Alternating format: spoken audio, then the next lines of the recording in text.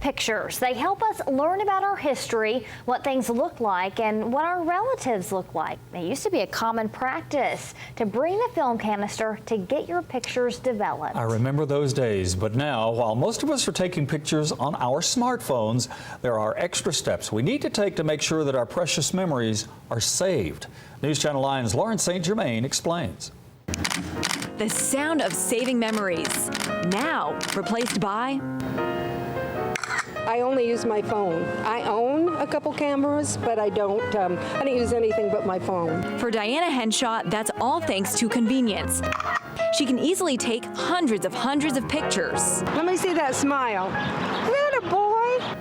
But according to local historian Sam Hall, unfortunately, I think most people will not have their photos from this time period 100 years from now. This is where a problem comes into focus. I mean, I think we get comfortable with how easy it is to take photos, how many photos we take, but we don't give much thought to what happens to them later when we want to view them. We no longer have to print the pictures to see them. We then put those on memory cards, we keep them in the phone, we put them in the cloud, but we don't print them out as much as we should. Think about how technology has advanced from the 80s, how we used to store photos. You'd be hard-pressed to go find a way to read this now. Floppy disks, 3.5-inch disks, zip drives. Wonderful, but no longer very useful or readable. All that is guaranteed to march forward. We'll always have something better, and that's why I said cascade, go to the next thing, copy everything onto that next thing. The executive director of the Chattanooga Library, Connie Hill, says pictures help us glance at our past. How we preserve our history. She shows us photos in the library archives from at least 100 years ago, like what the iconic furnace at Bluffview looked like in 1860, and homes on Tennessee Avenue in St. Elmo. Both Hall and Hill say the easiest way to preserve our memories is to print. Printing them out is probably going to be the least expensive, the most sustainable. You'll forget you put them in a drawer, and 20 years from now, you'll be so glad you did.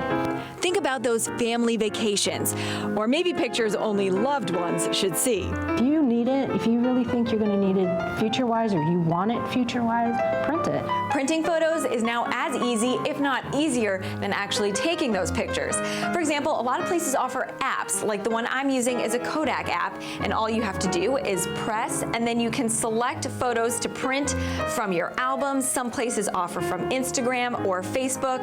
Frankly, the hardest part is actually picking those pictures up at the store. I would hate to lose any of my photos because they're very precious to me. Smile, Bash! So I think I'm going to listen to what you are saying. 30 years later, I can reach into the drawer and still pull out those photos. But what about those that haven't been printed out?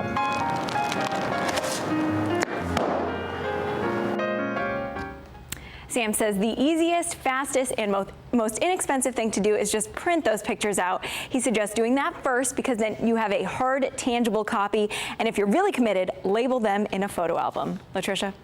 All right, Lauren, some good advice there. Definitely lots of us are guilty of that. If you want to digitize the photos to save them on the most advanced form of technology, the library can actually help, along with several other companies around